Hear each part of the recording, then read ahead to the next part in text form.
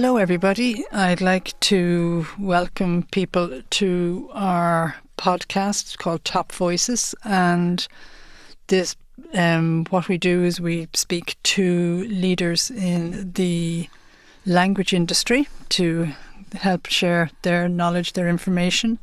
And through the discussion, we hopefully get to know the individual more, and then also get to learn, maybe something about their organisation, how their organisation works, and how they integrate with other stakeholders in the whole language industry. I'm Paula McGrath, and I'm the CEO and owner of International Achievers Group. I think everybody knows Bruno Herrmann. He's one of the best known and one of the best respected professionals in this whole industry. And then our guest today, thank you for coming in, is Nicola Dorrington. And Nicola is the Senior Manager of Global Localization Strategy with GetYourGuide. So That's right. I suppose what we'll do, we'll just get started and maybe start out a nice, easy way. Nicola, if you want to tell us a little about your own career steps Sure. as to how you ended up in the industry, how you ended up in the organisation, and tell us more about that. Sure. So I'm originally South African. I haven't lived in South Africa for a very long time, but in some ways I was born and bred for this industry. I've lived in a multicultural, multilingual environment most of my life. I was raised in South Africa. My family moved around a lot when I was a girl, so needed to move into multiple different linguistic regions within South Africa and adapt to that my whole life, and really saw the need for localization from a very young age. I moved to the US as a teen, and then back to South Africa, and then I did an exchange year in Germany, which kind of kicked off my love affair with this country and its people and its language. I didn't speak any German at the time. Returned to South Africa to study. I studied linguistics, then got headhunted for a job as a teacher in South Korea.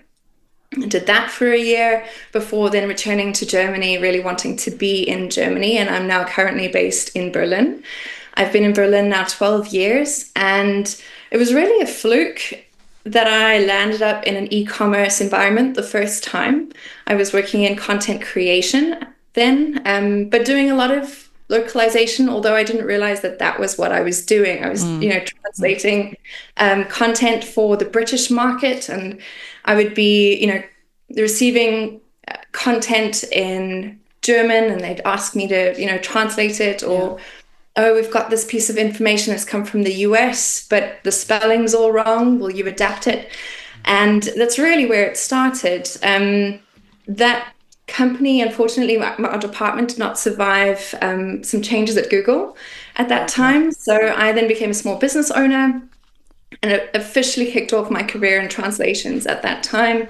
I was doing web design, content creation, translation.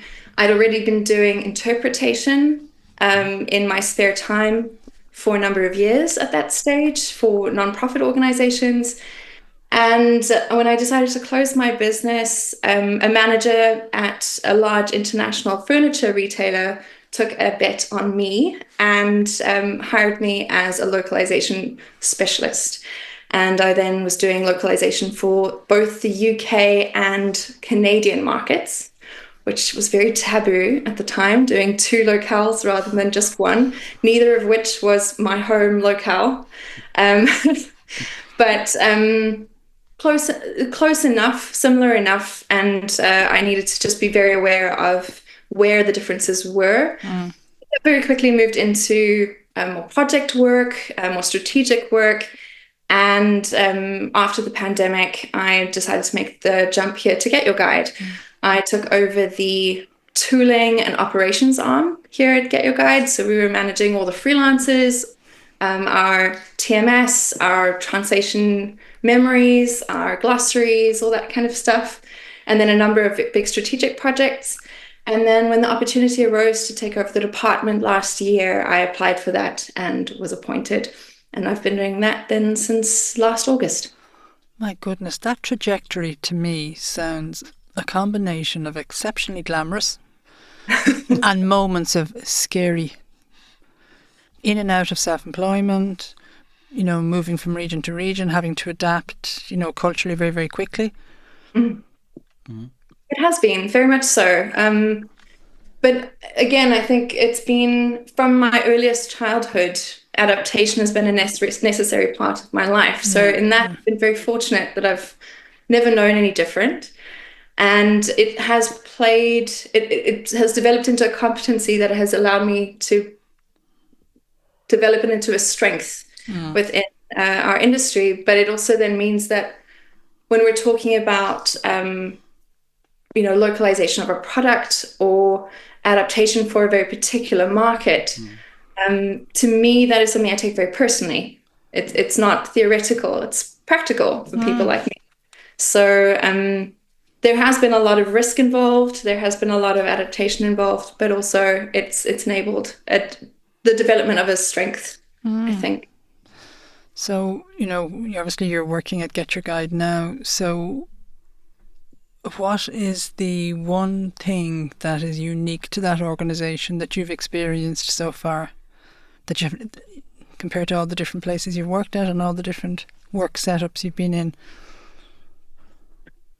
I think, there are many things, but if I have to choose just one, not only is it a highly multilingual, multicultural environment, simply by virtue of the fact that we work in the travel space, but I don't know of anybody who works here who isn't extremely proud of the product.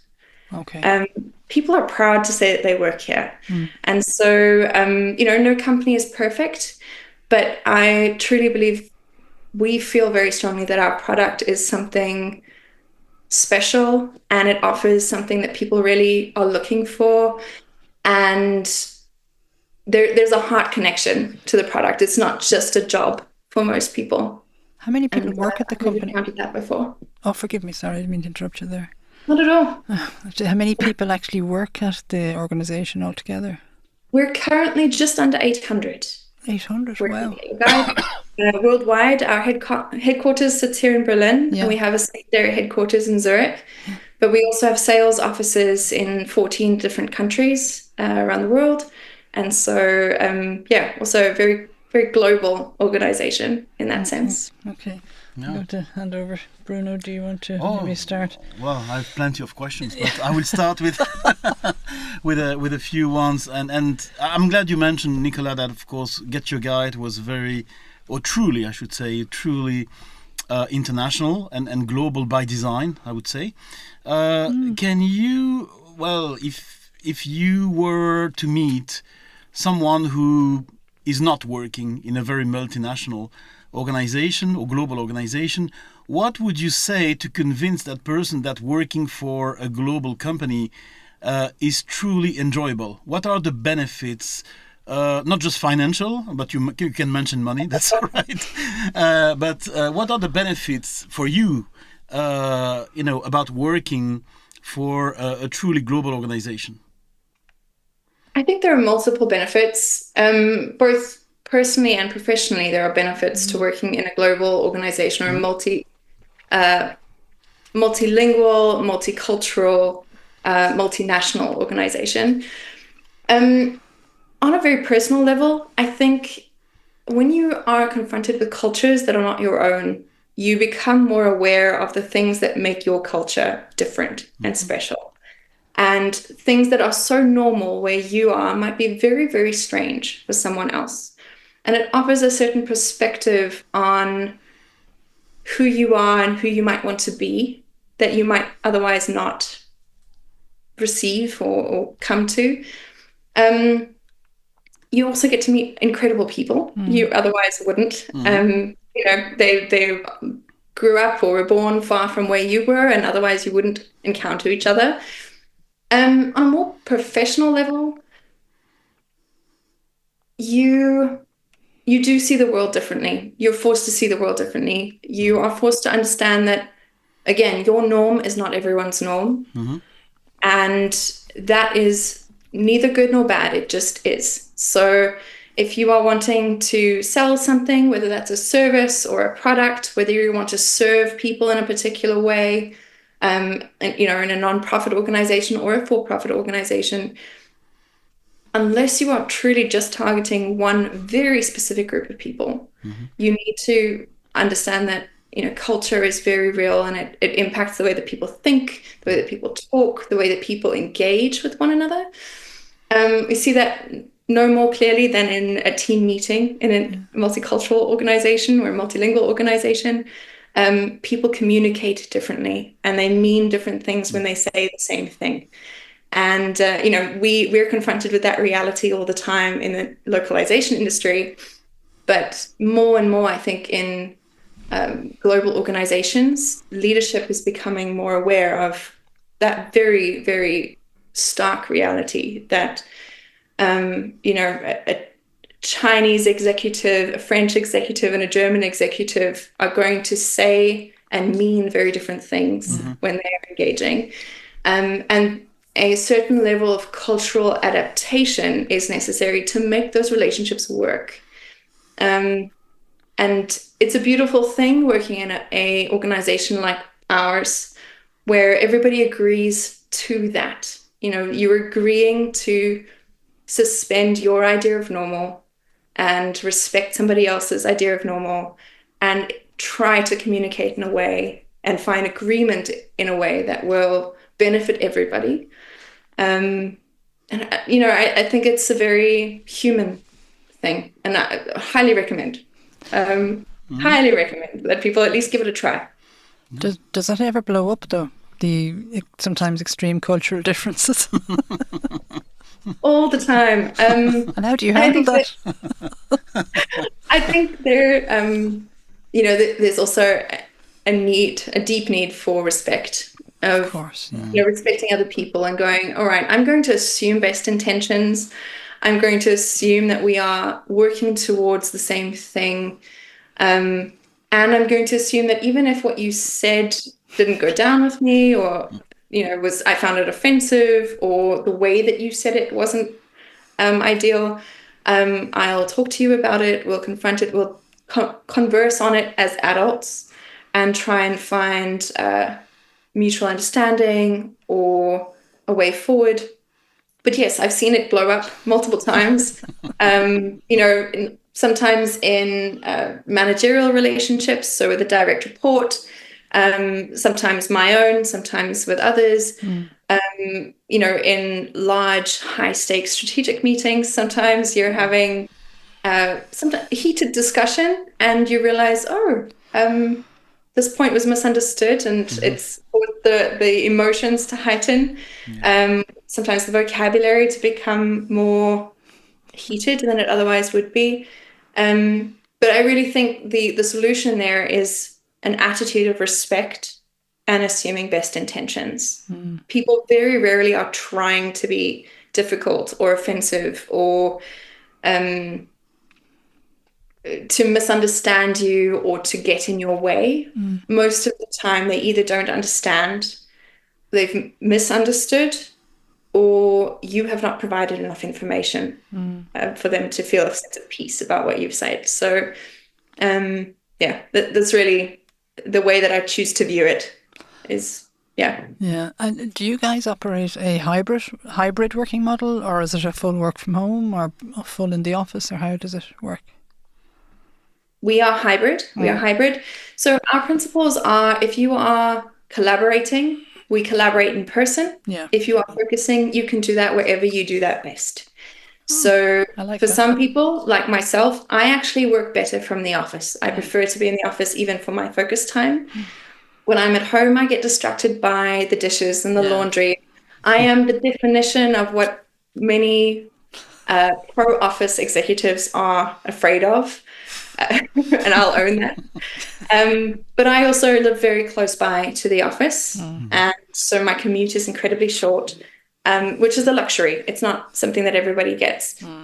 Other people, and I recognize also I'm very extroverted. Many of my team are not. They are highly introverted individuals. They prefer to work at home in a quiet environment where they're not expending additional energy engaging with people. And particularly if they are doing focused translation work or focused project work, they do work better from home. And there are others who commute an hour each way. That is a horrific waste of time. So if they prefer to work from home, I have nothing against it. But when we do team events, team meetings, larger meetings, it's always really wonderful to have everybody together. The communication is much smoother, much more, you're able to be faster in your interactions and your engagements. And I think you find that a much more effective way of conducting that kind of business. So I'm grateful for the hybrid model we have. I think there are certain things that we would really struggle with if we were fully remote. And there are certain individuals who I know would really struggle if we were fully in the office. So it definitely works best for us. That's great. That's great. Yeah, I suppose now the issue, the conversation now probably around the technology within your organisation, and we speak about AI, the famous AI bingo. Bruno and I have a phrase. We call it AI bingo. Okay, it's AI bingo time. Do you want to maybe? Yeah, we can be more technological if you want. And well, actually, my first question will be halfway between technology and people.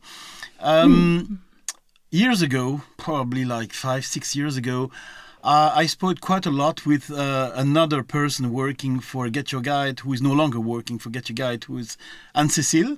I'm sure you know her. Of course. And I remember at that time she said to me that obviously she was so happy to work for a startup with a startup culture, but actually that the whole startup was driven by technology, was really enabled by technology. Is it still the case, still today?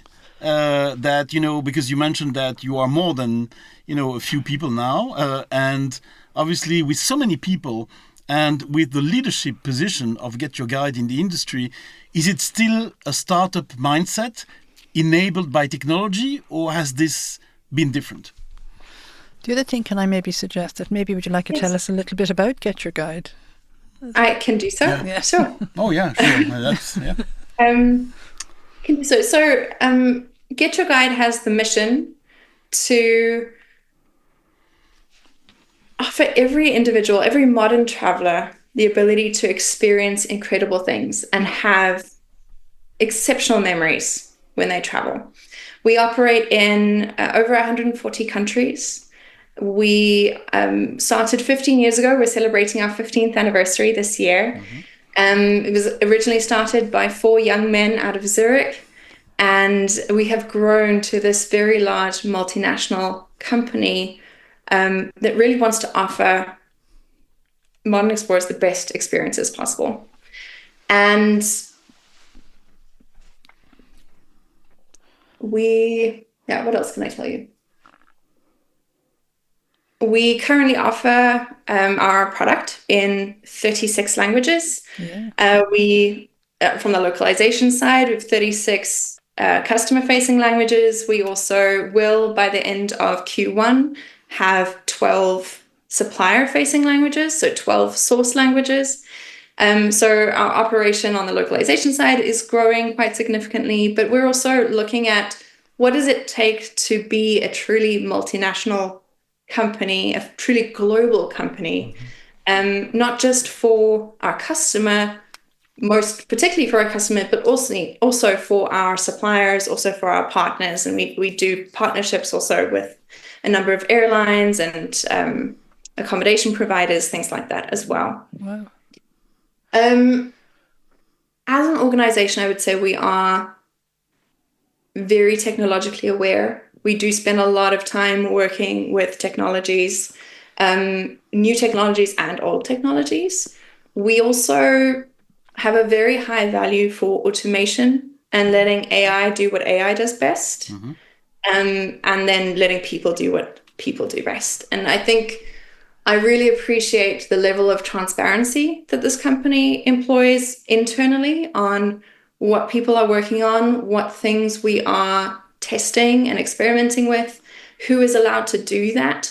I love the fact that my team are able to really get their hands dirty in building AI products and working with AI technologies and experimenting with them as much as they are able on their own, but also with the engagement of our machine learning teams, with our engineering teams. There are older artificial intelligence technologies that we've obviously also employed. Machine translation, everybody has used at this stage. But, working with LLMs, working with quality estimation, working with AI post-editing, all those kinds of things, we're actively scaling for different content types. We also, a lot of our technology is built in-house when it comes to our CMSs, but beyond our CMSs, we are pretty good, I think, as an organization in realizing what can we build better than we can buy, and what should we buy because it's more effort than it's worth to build. We don't always get it right, but I think most of the time our tech leadership are very aware of what's out there, and they're also very open to us as leads, but also as individuals within the company, making suggestions on, these are the things that I think we should invest in over the next 12 months, 24 months, 36 months. This is what we'll need to get there.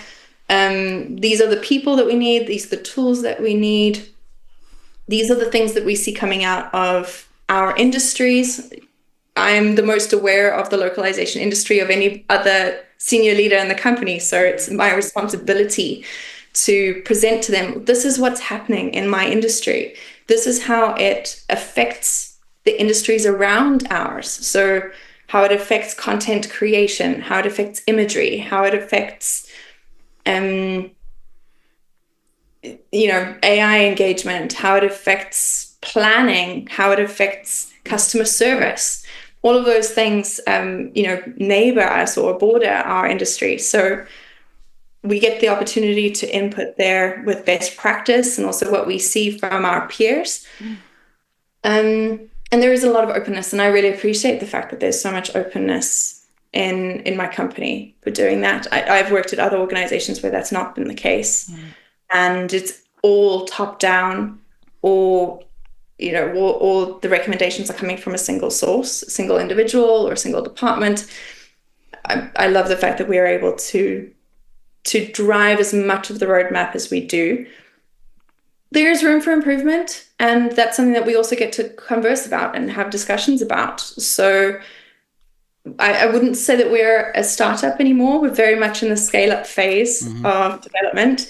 But I also do see that with that maturity and that scale has also come a willingness to, I guess, to reiterate the point, to listen to what we have to say as, other leaders, to evaluate our recommendations on their own merits, and to really allow us to drive more of the agenda, the product agenda forward.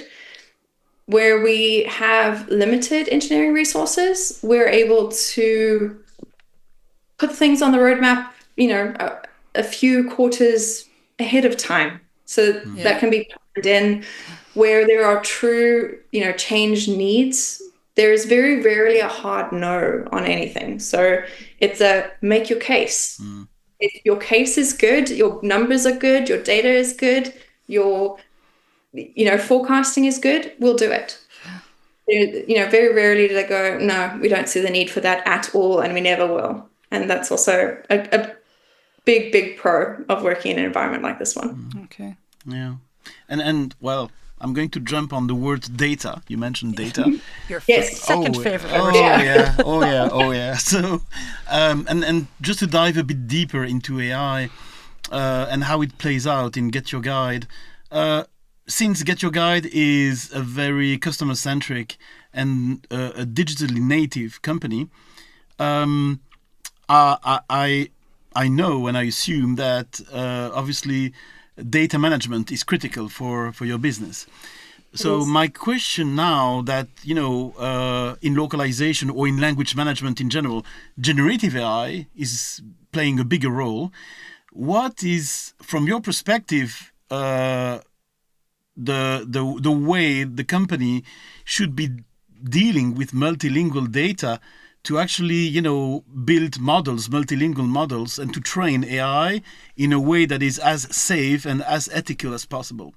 Because obviously, just to give an example, because I'm working with an organization now that has a big customer service, and they have recordings of conversations with customers, video, audio, text, and they are converting all these files into data to feed a model that will actually power a chatbot. And chatbots are now mainstream. But you, from your perspective, from your team perspective, from your company perspective, how do you see the role and the initiative that the company should take to, have the right data for the right training? It is a fantastic question, and I'm not sure I'm the right person to answer it, but I can give it a go. Yeah, your perspective, that's important. That, you are leading localization. So would you dream of, or what would you do to make sure that indeed, from a localization or multilingual perspective, that AI is not just multilingual, but that it's just safe, ethical, and relevant? Yes. I mean, going to the ethical portion, I think going really to the basics. People need to know what data is being collected, what data is being used, and where it's being used, and what it's being used for. And I think we have a responsibility as organizations, and then also as localization departments, to make sure that information is communicated clearly and honestly to our users in any language they can engage with us in. And it is not just a cop-out, it is unethical, in my opinion, to provide that disclaimer or that information in one language only, and to go, if the user cares enough, they'll do their own translation of it. It's not true. It's not the way that people think. And it might absolve you in your own mind of responsibility, but I don't think it's the ethical way of dealing with that kind of situation. I also feel that we have a responsibility as localization professionals to also educate our stakeholders who do work with these technologies, perhaps more than we do, in the building and the training and the data collection and cleanup, to help them understand that they are able to degrade some of the data that they use in the way that they manipulate it. I've seen individuals go, oh, well, we've got the data set in 3 languages. Let's just machine translate it into the others and feed that into the model.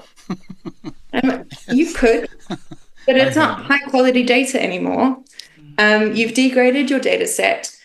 There are more holistic ways to gather that data. Yes, it's going to take longer and it will cost more, but you'll get a better result out at the end.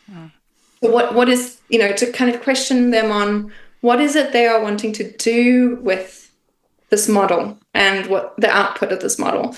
If it's to provide a high quality anything, then, we have the old adage in the localization department, garbage in, garbage out. Yeah. Feed good content in, good source materials in, good training materials in, and you will see a better result out. And that doesn't just apply to source and target. That applies also to the way that we train the models that we use. When it comes to things like the utilization of models, I have had a lot of conversations recently with teams and individuals, even whole departments, on where should we be using pure AI? Where should we be using targeted models? So, using a machine translation engine to do a translation versus using an LLM. When and why and what would be the parameters of that? It's not a hard and fast rule. So let's create principles. And then understanding where does it make sense to have an AI doing work, provisional work, before a human sees it, Where does it make sense to have an AI doing all the work in the next phase of a workflow? And where do we absolutely need a human? And why? And what is the cost and quality trade-off? We assume that there's a time trade-off. People take longer than machines do. No matter whether you're talking about the latency, the latency of an LLM versus a machine translation engine will never be anything close to the latency of a human over a machine translation engine or an LLM. But there's very often discussions about the nuances on cost and the nuances of quality. And I think we have a responsibility to communicate clearly what can be expected, to look forward to a future where there is more parity, or we might see a machine able to do most of what a human can do, and then assigning more of that kind of work to a machine and letting people really do what only people can. But I also personally feel very strongly about the fact that there will always be things that only humans can do. Yes. Not just in a translation sphere or a localization sphere, but all around, there are always going to be things that only people can do. So let us not devalue the human work. Let's value it more highly. Let's take the click work out. Let's take the things that can be automated out of our workflows. Let's utilize a marginally creative AI model for things that don't need to be creatively translated. But then where there is technicality, where there is a need for nuance, let's use people to do what only they can. Your best trained LLM will never be able to do the same thing as my German or French linguist can do. So you must be very there will always be things where I will prefer their work, and we should, as an organization, prefer their work to what an LLM can do. I'm sorry, I keep jumping in. I'm just thinking, you must actually be having very interesting conversations with your head of finance, because I am trying to, which is actually originally my background, where I imagine that there are an awful lot of people, who actually have read all of one A4 page on AI and generative AI, and then coming to the divisional head saying, you don't need all those people. How do you get around that? How do you get the buy-in from the stakeholders? Is it an ongoing challenge?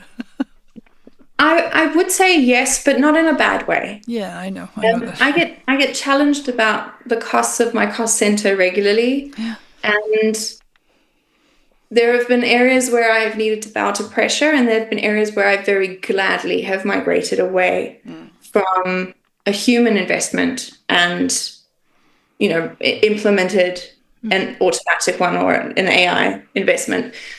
And in that, I guess my finance department, or our finance department, generally are happier with the decisions I make. But I also I make a very conscious choice to keep linguists in-house, for example. Many companies do not. We don't have all of our languages supported in-house. It's a very small subset. But it's for the languages where we invest highly in marketing and brand. And there is no getting away from the fact that when you're taking a 3-word tagline, a human was going to do that better than any AI ever can, no matter how much time you give it. So we do see that, but we've also needed to make changes to the way that our roles are structured and the kinds of work that people do over time. And then about a year and a half ago, I received a huge challenge on one of our big content types. It was a content type that Anne-Cecile worked on. It was a content type that Morana, one of my predecessors, worked on, Sarjen as well. And we've iterated upon it to the point where now it is completely managed by machine translation. And we, over the course of the 3 years that I managed those workflows and that tech, we cut our budget down by about 98%. Wow. And, we saved the company millions on that particular content type. It's not particularly creative content. It's not particularly complicated content. So in that, the finance department are quite happy with the work that we've put in there. But then there have been other things where we've invested highly. We've opened many new languages over the last few years. Opening a language, if you're doing it properly, is expensive. And we have paid very close attention to where do we need to invest a lot of money for good internationalization, good globalization practice, good localization, and then translation. And where do we not need to do that? And, we engage with the finance department regularly on these kinds of questions. We've opened new content types as a business in the last 2 years that have required a lot of localization investment to gauge, will this work for us if we scale? How do we make it more scalable if we're 10xing, 20xing, 50xing this output on the source side? How does that work for localization in now 36 languages? So it's an ongoing conversation, and I'm very fortunate. I have a fantastic partner in our financial planning department. She's really wonderful and has a fantastic ability to contextualize a lot of what my team does on not just in our larger operations part of the organization, but through marketing and product. We have a lot of those conversations. So she's fantastic. I think there is an underlying understanding, and maybe this is just the fortunate reality of the founders we have. There is an understanding of the need for localization at its very core. We have Swiss founders, we have a Chinese, German founder. We are founded by a group of young men, or back then they were young men, no longer so young men. They're, family men. They're of, mid-30s, early 40s age, more established as businessmen as well. But all of them have this value, this understanding of the world is multilingual, and that is a necessary part of what we want to do. And if we want to reach Germans, Italians, French people, if we want to reach Americans in New York and Irish people in Dublin, we want to, reach the Chinese, the exchange student sitting in Tokyo. If we want to reach all of these people, then we're going to have to do so in their language. And so, we're very fortunate it's taken seriously at most levels of this organization. That's great. Yeah, that's great. You just mentioned it, your company and your founders understand the impact and the value of language management. So language is not an option. It is part of the business model. Business foundation, I would say. But I would like to circle back on something you mentioned about, the use of AI and generative AI specifically, because we are in this field. My personal and professional practice now is actually to work on the balance between generative AI and human supervision, let's say, or human enrichment, as I call it. I tend to say, and I would like to get your opinion about this sort of statement.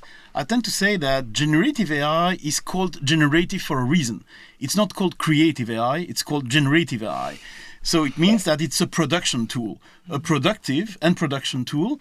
And the time and the money that you save with generative AI, you can invest it into the highly narrative, the highly creative content, where people sometimes don't have enough time to fine-tune it, to make it better.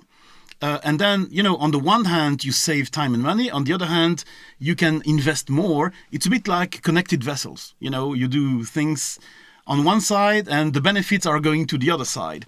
Would you agree with that sort of balance? Or would you say, oh, well, it's more, it's different for me? No, I think I would. If I understand you correctly, then I think I would agree with you. Mm-hmm. One thing that we've seen, both in our testing, the way that different departments understand AI, the way that they use it, is that the output is very closely correlated to the quality of your prompt. Mm-hmm. Yeah. So so many people think, oh, I'll put together a prompt in 20 minutes. I'll use it to generate tens of thousands of words of good quality copy. And I laugh and I laugh and I laugh until people kind of slowly push me out of the room because I've made it awkward. Nothing in my experience has indicated that that is possible. We have invested hundreds of hours on the localization side in adjusting prompts to work well in generating content. We've seen a similar investment in our marketing department. And so I really feel sometimes that there is a tendency for people to think that AI can do the work that a person can do, and you can do that very quickly. But that's simply not true. And there's a trade-off to be made of, do you want to spend the time creating the content, or do you want to spend the time creating the prompt? Because unless you are planning on scaling something to a massive scale, you might be better off just creating the content, old-fashioned, the old-fashioned way. To create a good prompt and to have it work, particularly in multiple languages, is very difficult. The same prompt will not necessarily output the same quality in a different language, because models are trained differently on different language sets and different data sets for different languages. And even with languages where there is a very large corpus, you might see a huge discrepancy in the quality of the output when you are generating content in a different language using a prompt. So, if I understand you correctly, Bruno, this moving of resources from one vessel to another, the false, how do I phrase this well? False economies. Yeah, the false economy really is that you can quickly create a prompt that will scale really well and will give you a great generated output, and you can immediately put that online and it will immediately work for your business. And that is simply not true. If you are fortunate, it will make a small dent. If you are unfortunate, it'll get flagged for bad SEO and Google will pull it offline or penalize you for it. There's just, there are trade-offs to be made. And I think so many people don't understand what that means when they're thinking about, I'm going to use AI to scale my localization. I'm going to use AI to scale my marketing department. I'm going to use AI to scale content creation of other kinds. There is a certain upfront investment that has to be made, and you're either going to make it in creating the prompt or you're going to be making it in creating the content, but it has to, that investment has to be made. Yeah, that makes sense. And just to be clear, when I was saying moving time and money saved from one side to the other side, I was specifically focusing on the people who have language experience, creative experience. Because these people typically, they sometimes have so much work, then, they say, well, I do my best, but I'm not always satisfied by what I'm producing. So if they have a tool called generative AI that can generate content, and then keep the creative part of the process in the human hands, then of course these people, I've seen some of these people being quite happy with this new balance or this new sort of framework, because they said that obviously they could finally use their time so much more on the creative part of the process, and the machine did the first output, and that was it. So I was specifically focusing on the creative people, the most creative people, and there are so many creative people in the language industry. So I know translators want to be creative as much as they can. So it's really the sort of because I wouldn't say that, for instance, for a technical writer, because a technical writer is sometimes writing some very standardized sentences, instructions, user instructions, you do this, you do that. So there is nothing really creative in that, or not very narrative. But when it's marketing, when it's branding, you mentioned those types of content before. I think that the people who are in charge of that content want to be as creative and as, of course, customer experience centric as possible. But to do that, typically, as you said, there is an investment of time and money to be made. So sometimes I see this move, and even translators are some translators are quite happy to move from post-editing machine-translated content to actually supervising AI-generated content, because they see that they can make a better use of their time with AI-generated content than with post-edited content. So that's just to Yes. set the stage. Okay. Yeah. So it's It's interesting. yeah, for people who are in the AI world. It's but yeah, Anybody who's not in the AI world is not in the working world. most likely. Well, no, because everybody's life now is impacted by AI. Pensioners, children, everybody. So Yeah, no, it's and maybe in terms of technology, because you mentioned, well, we talked a lot about AI itself, but in terms of there are other technologies that are still around, specifically in the language industry. There are still TMSs, there are still neural machine translation, obviously. You mentioned something interesting.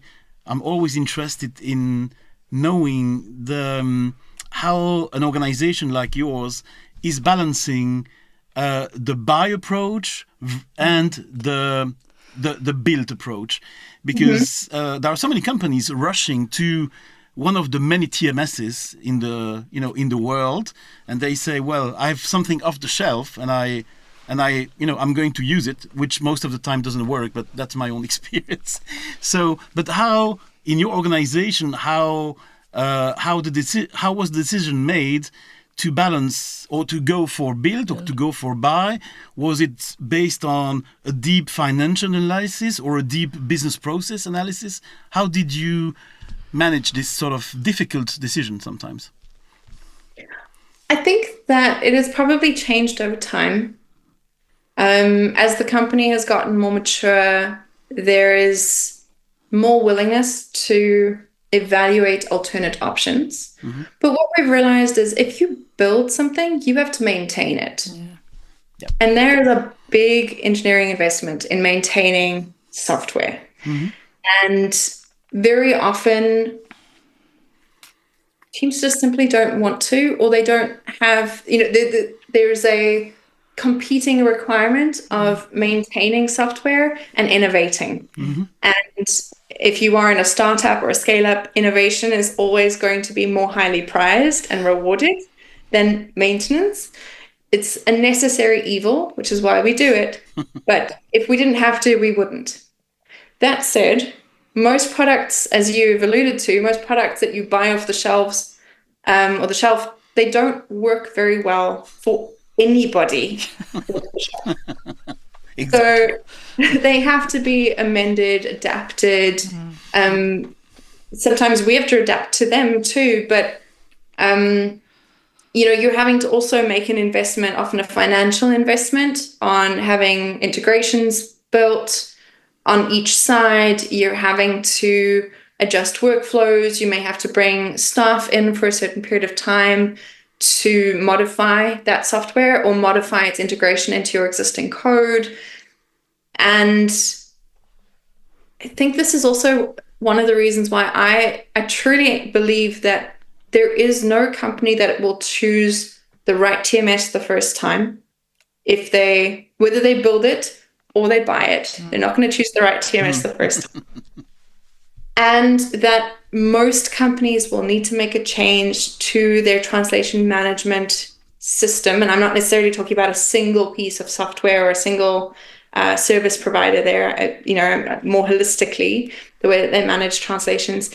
I think or I would say as an assertion, I assert that companies need to reevaluate that every 7 to 10 years, regardless of their size or maturity or product or niche or industry. Because we go into these evaluations with a certain set of assumptions, things that we know about our business and about the market that we're in. Those things change over time. That's the nature of business and the nature of growth.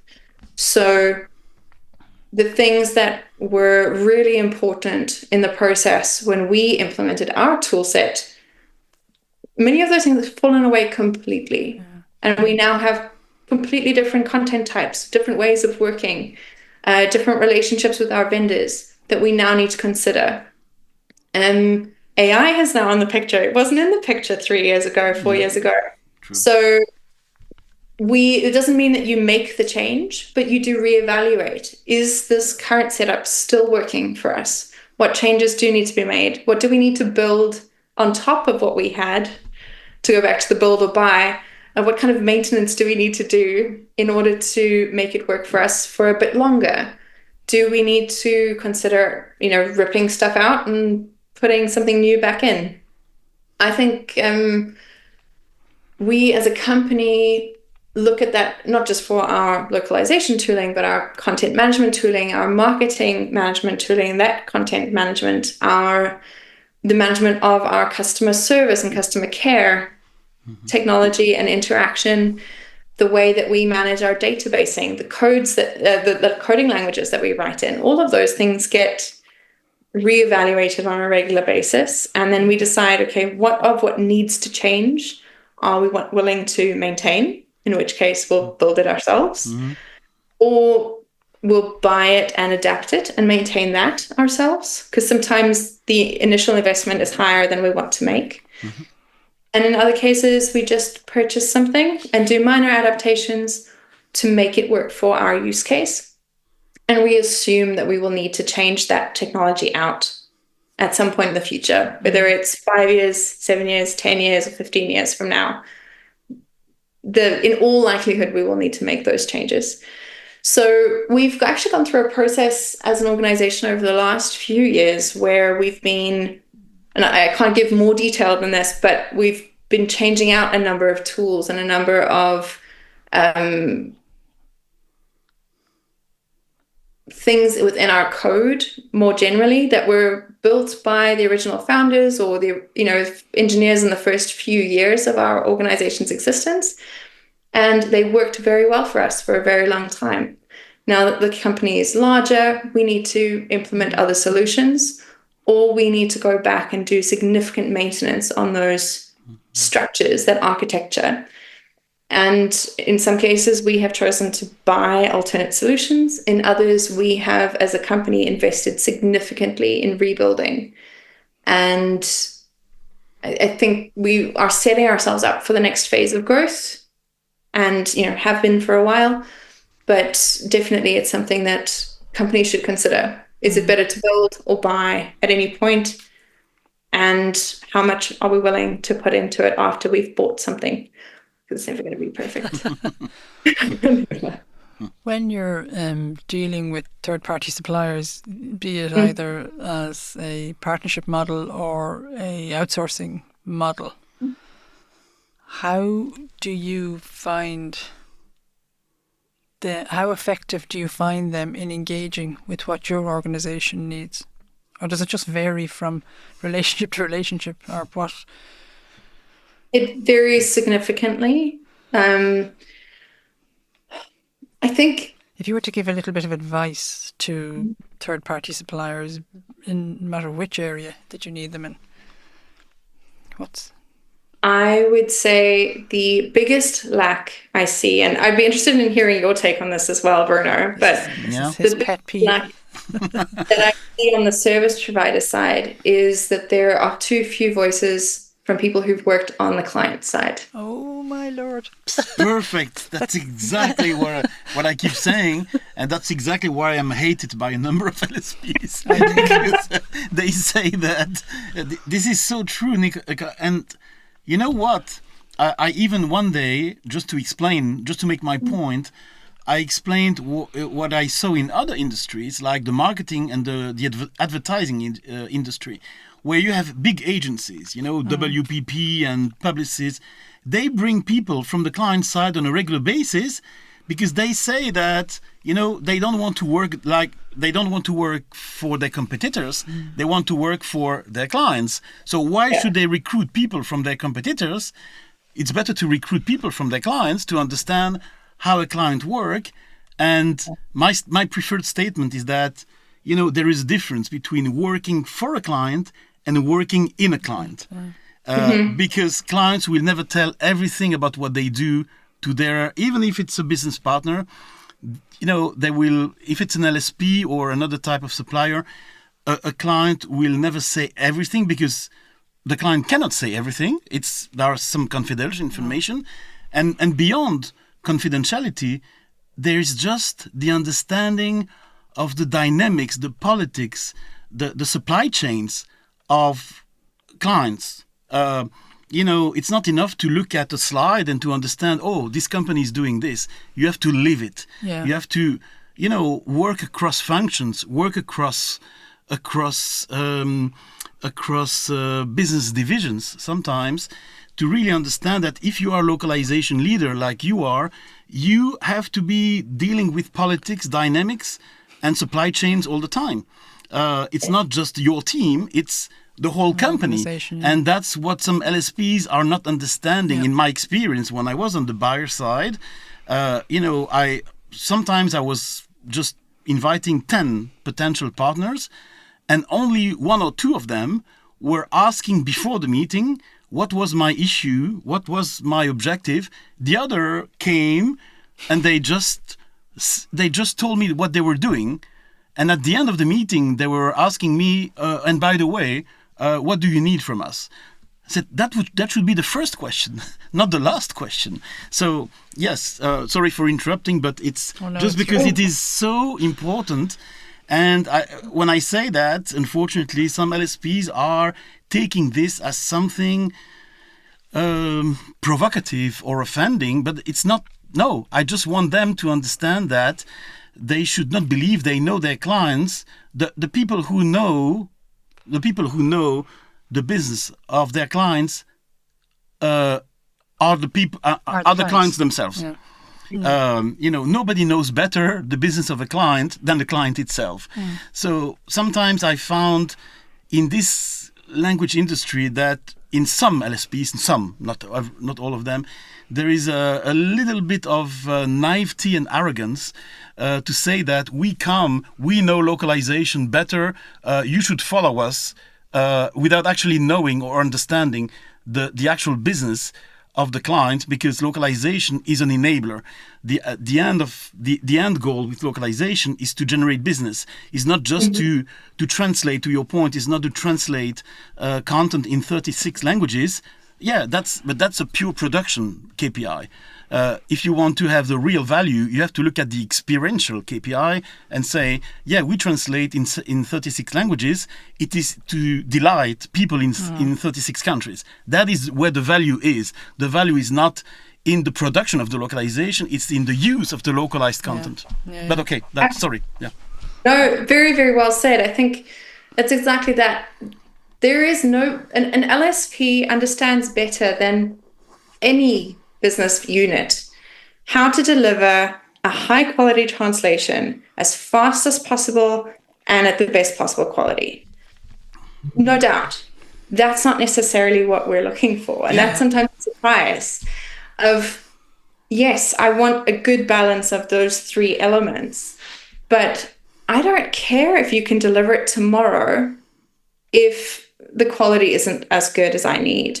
Or if I have to do an extra 20 hours worth of work to get the workflow to work, the investment on that is really expensive internally. And, I think more than anything, I see that is a constraint with many of the LSPs that I've spoken to, many of the tooling providers I've spoken to, is a lack of understanding of how complicated internal workflows can be on client side. And I don't just mean the human engagement and the content handoffs, but also, the tech integrations can be incredibly complex and can be owned by multiple engineering teams and, coordinated by multiple engineering teams across half a dozen sprints. And then the content's coming at a different speed, and it might need to have a review at a later stage, and that might, impact the translation schedule. And it might mean that we want a lower quality output from our LSP or our vendor, whether it's a freelance vendor or an LSP, because it's the first take on a content. And that seems to be then a surprise. And it's those kind of things where I do sometimes and the good ones will listen to that and will have an understanding and will have brought, client side individuals in to, if not to be part of their organization, at least to coach or to consult on those kinds of things. But the way that we think about what we're doing and the impact that it needs to have, I think, is different. We do not function as an internal translation agency. My department does not function as an internal translation agency, right, even though we have internal linguists and we work with our freelancer pool, things like that. We have to operate differently, and your commercial imperatives are so much broader. Very, very, very different. And honestly, my leaders, the leadership of our organization, the financial department, they are so much less interested in a lot of the operational metrics that drive conversation in our industry than they are in things that very often it's hard to measure, or we as an organization, we as an industry, we as localization professionals often forget to measure. They really don't care about our LQA scores. They could not care less. Yeah. They want to know what is the impact of the content on our customer. And that is a more difficult thing to measure. Yeah. And so we have to be more creative about what data do we collect and how do we interpret that data. A 98% LQA score means nothing to a member of our board. They do not care. They care about, did the investment of 10,000 euros on this language result in a change to booking numbers? And how big was that change? Those kinds of things. And those are often conversations that I think are missing from the localization industry. It's one of the reasons Bruno was working with my recruitment agency, because I needed somebody. And one of the services, we have a number of different models of staffing that suits different organisations. And within one of the service offerings is included a consultancy session. Bruno's obviously our consultant, to go in and talk with predominantly LSPs that we help staff, to sort of have a chat about, like, are you hiring the right staff? So yes, this agency can get you what you want, but are you sure you're hiring the right staff? Now it's a little bit more polished than that in its delivery, but that's pretty much what it's about. Yeah, and it's very difficult to get the LSPs to engage with this service, even though it's part of the pricing. It's my point is always the same. Is actually to help those open-minded suppliers or customer-centric suppliers, is to tell them, well, because I spent 25 years in different companies and I've faced all these issues and all even the benefits of working in big corporations. But actually, is to tell those suppliers, keep in mind that what you do is great, but the actual value comes when your work gets integrated in what I call personally the supply chains. So whether it's the content, whether it's a product, whether it's a service, every company has at least one supply chain to produce what the clients want. And in this supply chain you have design, development, UX, and localization. Localization is one of the most important blocks in the chain. But if you take localization out of the chain, out of the supply chain, it will not be celebrated. It will not be seen as a profit driver. It will be seen as a cost center. That's it. So it's not to say to the LSPs, you are not doing a great job. No, think and walk in the shoes of a client to make sure that what you do is going to be that you understand that what you do is going to be integrated into what is called, I sometimes use that term, but what is called by many clients global content operations. Global content operations mean creation, means testing, and means localization. But localization is not something that can be standalone or autonomous. By miracle. That would be a pure miracle. But you made my day, Nicolas. I'm so happy. You just made my day. Completely unprompted, you came out with so much the perfect answer there. I just turned to him and went, "Oh my God, here he is!" You know, there is another light in front of me. In addition to those lights, there is another one now. Great. Oh my goodness. Okay, maybe we'll just chat about you a little bit. Back to maybe if you were looking back, completely unrelated to AI, just have a break from that for the moment, or different service providers, third-party providers. If you were looking back and talking to yourself at 18 or 21, or even advising a family member about, would you redirect your direction? Would you revisit some of the decisions made? Would you advise somebody to do things maybe a little differently, or if you still want to be doing what you're doing now, which sounds like you're very passionate about it, or if you're advising a family member or a friend and they have indicated they want to have some involvement in the language industry? How would they get started? What would they do? What would you do differently? So I think give me a minute on this. I think while you're thinking, I'll just a little bit. My background, I started out working in firms of accountants and I reached the level of partner designate, so I was going to be a partner in a firm of accountants. And I did that for 15 years. And truthfully, I should have jumped sooner. Things like that. I just wasn't brave enough. And I also had a mammy and a daddy who had worked very hard, to make sure their children had the best opportunities. And if I'm totally honest with myself, I remember the day making the call. I was working for a firm of accountants in the UK, and at that stage they were paying for my BMW. I wasn't paying for it, And then the day I made the call, sort of said, "Guess what?" I can tell you they weren't as excited as I was. So that type of thing delayed my jump. Now maybe it's too easy to look backwards and think that I would do it differently. Maybe I wouldn't have done it differently, because I would probably be as brave at 35 now as I was then, rather than being brave at 30. I don't know. I actually don't know. It's just the type of, I do occasionally think like that. Yeah. I'm surprised by my own initial reaction to that is no, I wouldn't change anything. Okay. But if you'd asked me 2 years ago, I think my answer would have been very different, which isn't that great? Was part of the reason for the pause.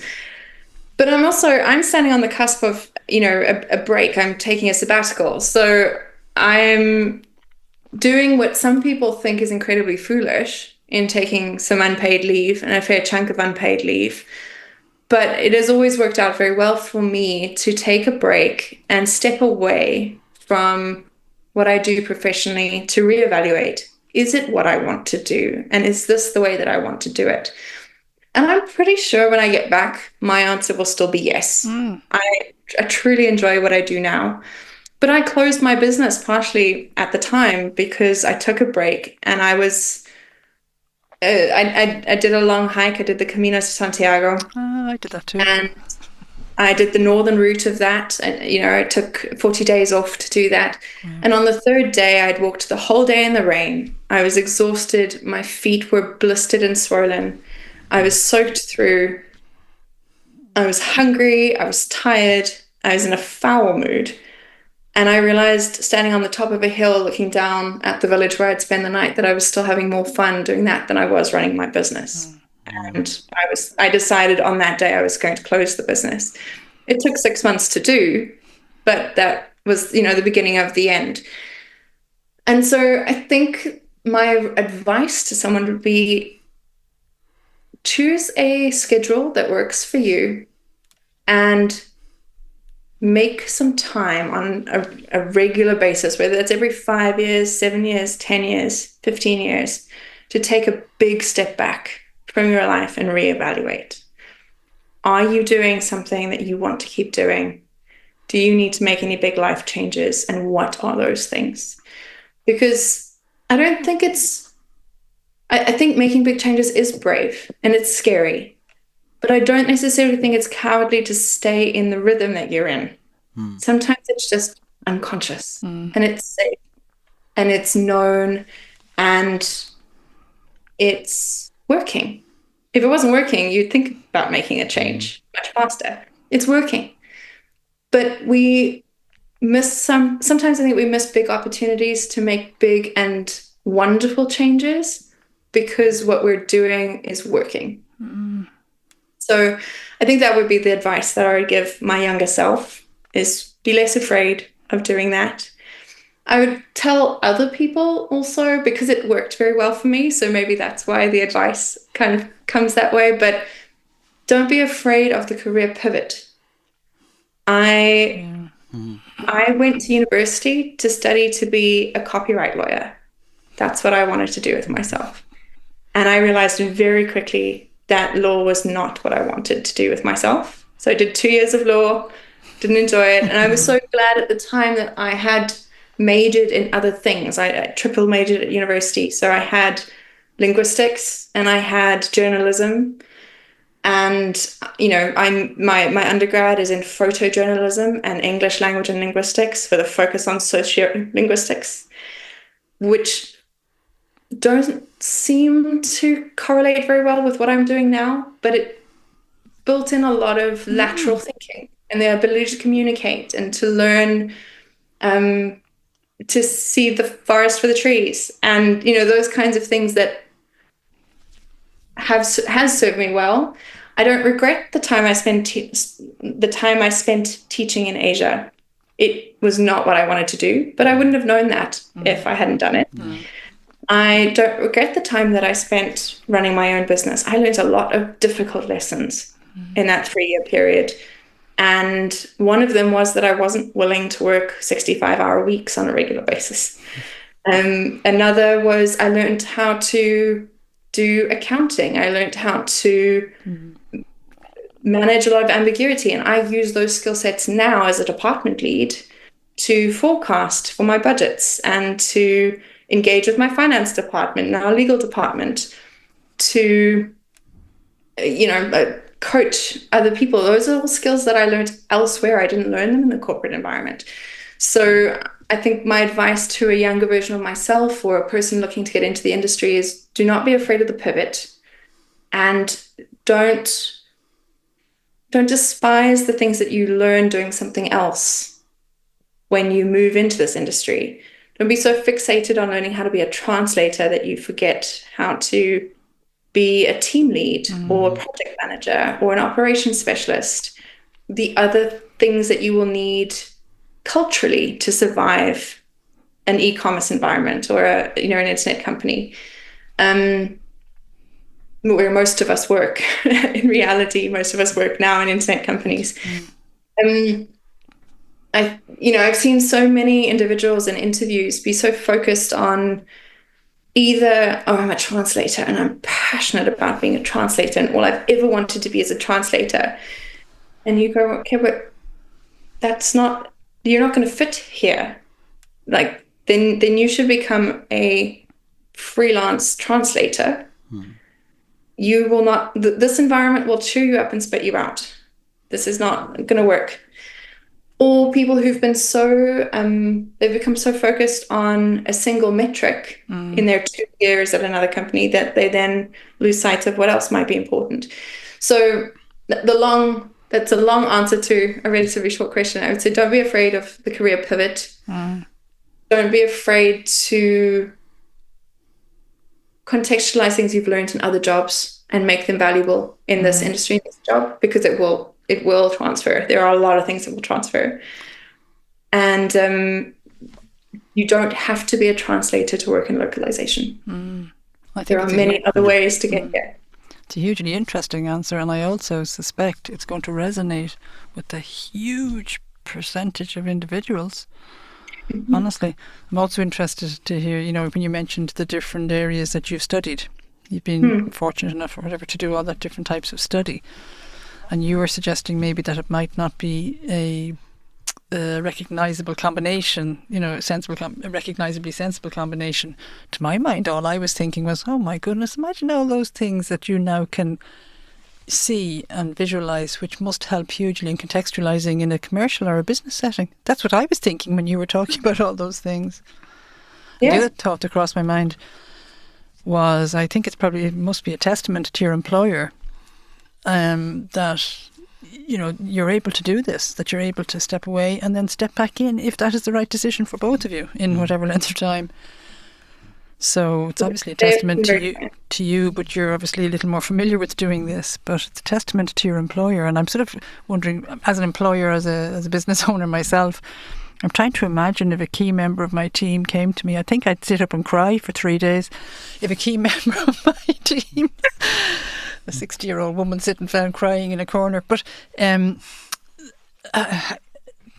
they're going to be able to facilitate it. I'm sure you have a strong team there, but it must be quite a challenge for an organisation. I think it is, and I don't think that my manager cried when I asked, but it was all that far off.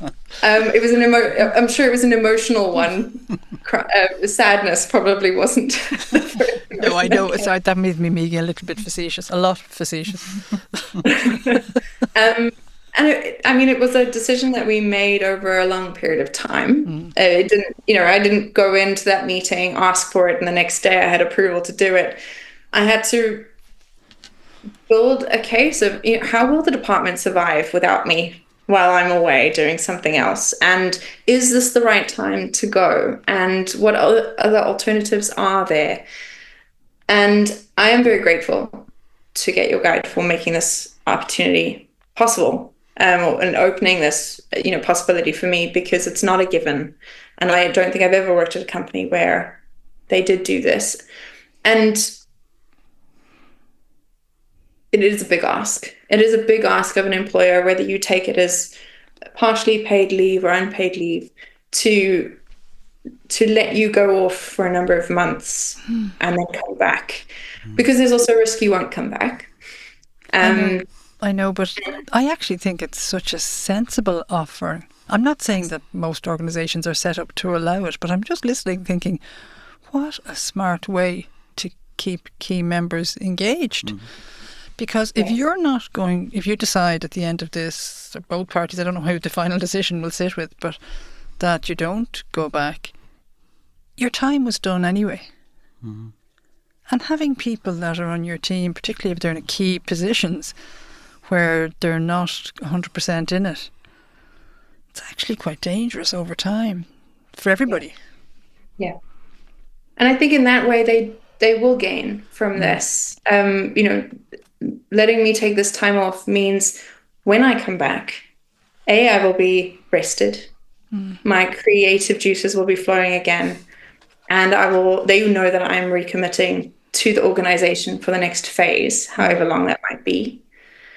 I'm not just sitting in my seat getting a paycheck. Yeah. I'm making an active choice to come back. But also, we all will learn lessons of, what ran well while I was away and what didn't run so well while I was away. That then gives us guidance on what do we need to change, shift. It means that I think a lot of organizations don't allow people to do it, and they end up losing fantastic people who would rather stay in their jobs but need to take 3 months off or 6 months off. And if they let them do that, they would garner a level of loyalty and tenure, and stop losing all that experience that people gain in their organizations if they gave people a bit more opportunity to take longer time off. Breaks, yeah. And I think in Germany, there's a lot of protection around parental leave, for example. And most departments, most organizations survive just fine when a parent takes 6, 9, 12, 24 months off to raise a child. Very true, yeah.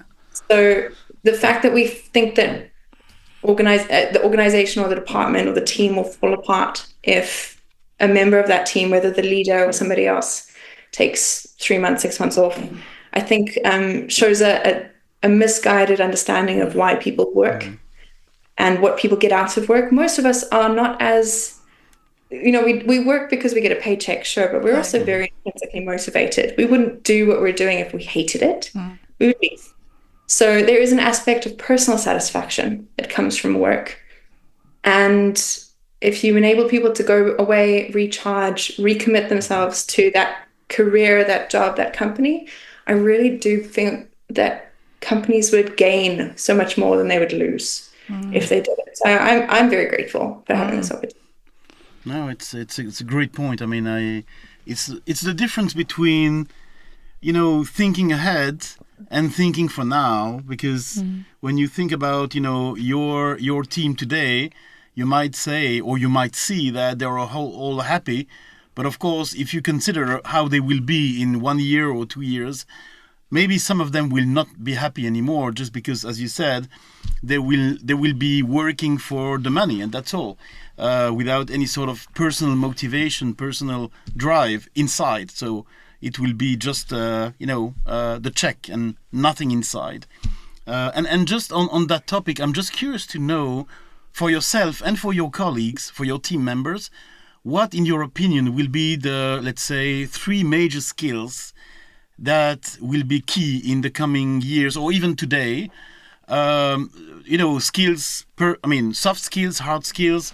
What for yourself and for your, it can be different skills for yourself and for your colleagues and team members. But just curious, from your perspective, what will be really key in recruitment? But we just talked about retention. What are the skills that you believe will be? There is never any guarantee. You never know how people will react. But what would you say the 3 skills should be to at least have a chance to retain talent? Do you mean as an organization or as a... So for you, for yourself, as a leader, as a person, as a professional, and what would you expect your colleagues around you to have as skills as well? And these can be different skills for yourself and for your colleagues. I think for everyone, I think a really important skill to be developing is the ability to teach yourself things.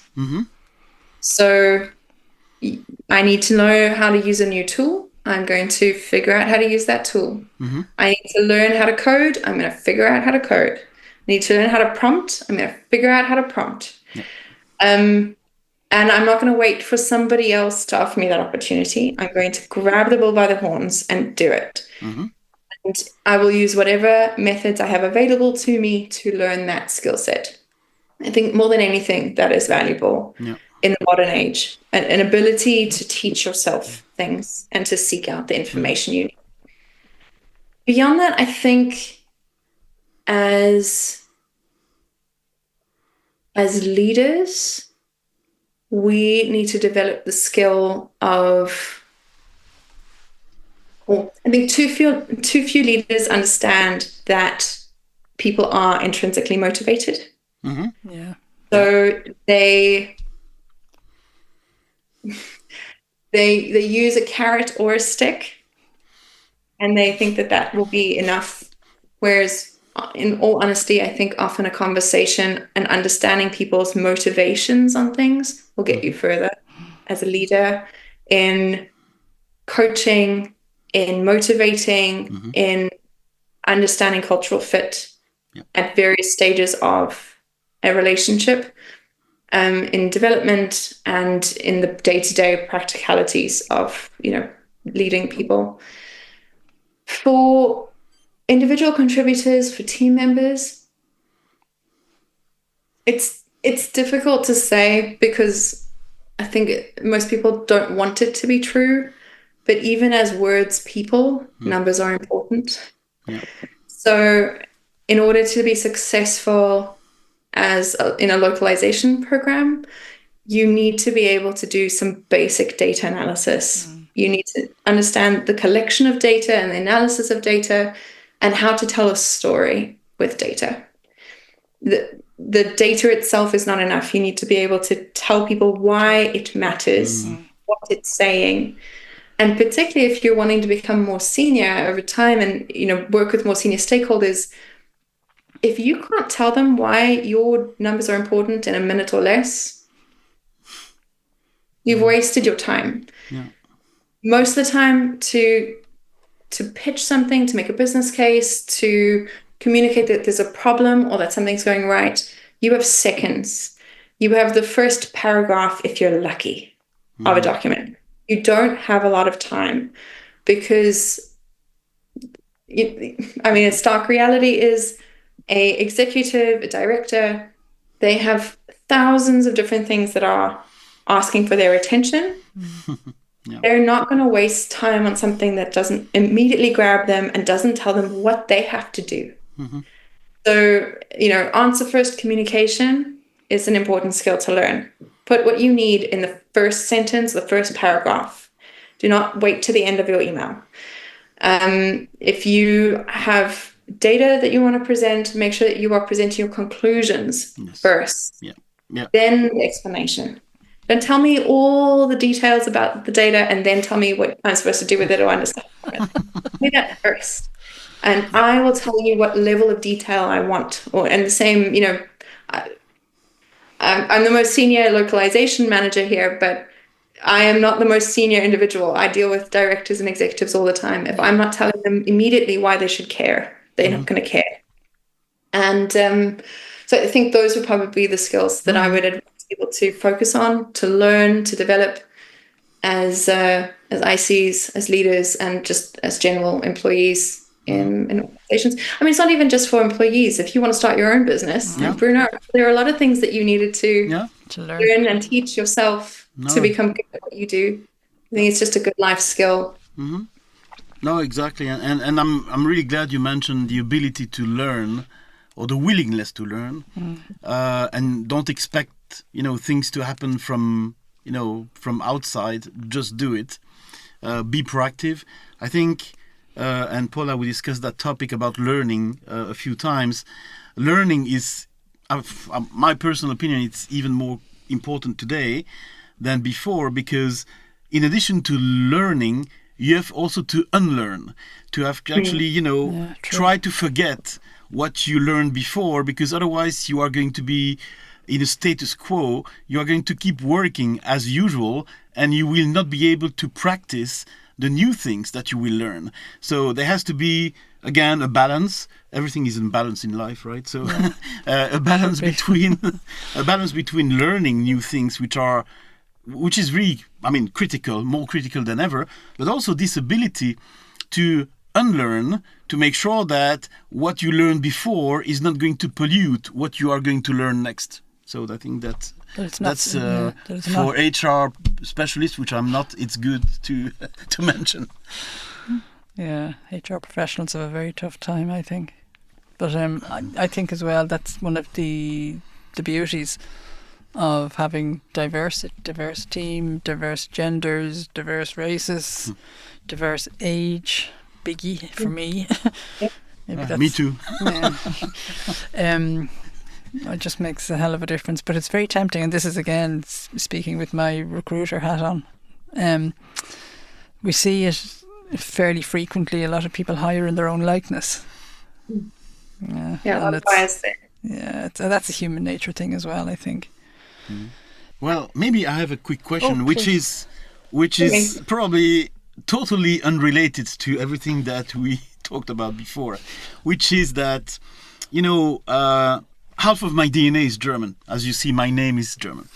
And of course, having grown in a family from 3 different nationalities, there was always a cliché on the other country. So Belgium has a cliché on Germany, Germany has a cliché on France, etc.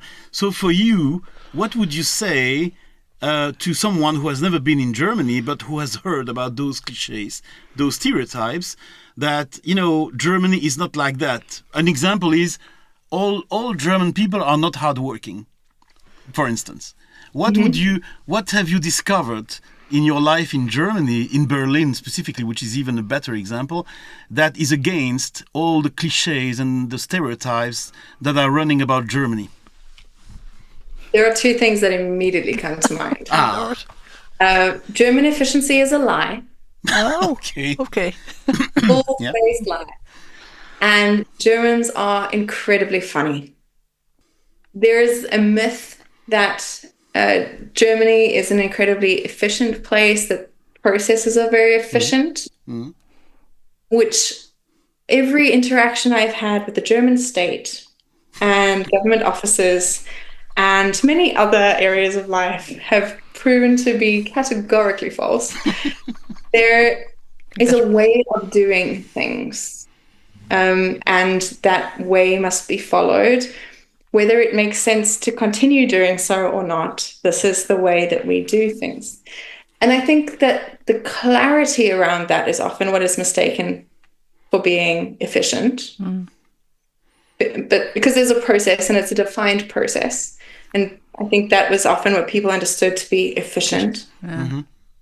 But that process might be 15 steps too long and involve 10 extra people. And there is no clearer example of this in the modern age than the Berlin-Brandenburg Airport, which, if you didn't know, was supposed to open in 2012. It didn't open until over 10 years later, if I'm not mistaken, or almost 10 years later. And part of the reason was that the electrics weren't installed correctly in the airport. And when it finally did open, it was then too small for what it was, for the traffic it was supposed to handle. And they hadn't fully built out the transport lines to get there when they first wanted to open. So the opening was delayed multiple times. The lights burned for years without a single passenger flying in or out of this airport. It's, to me, the clearest example of German inefficiency. The other thing, as I say, is Germans are incredibly funny. They are direct most of the time and quite blunt. That does not mean they lack a sense of humor. It's just a very particular sense of humor. And they enjoy a good laugh and a good joke as much as anybody else does. They enjoy a good dad joke more than most. They are really, truly, they're connoisseurs of comedy. They love to watch stand-up comedy. They love to engage even with other cultural sense of humor. The sense of humor from other cultures. They enjoy that engagement. I think sometimes that the German humor, or they describe the German humor as quite dry. I think it's just very particular, because I think British humor is quite dry and a very, very different sense of humor. But the German sense of humor is quite particular, and it does take a bit of time to understand, but they are very funny once you get to know them. So yeah, I think those are probably the two big stereotypes.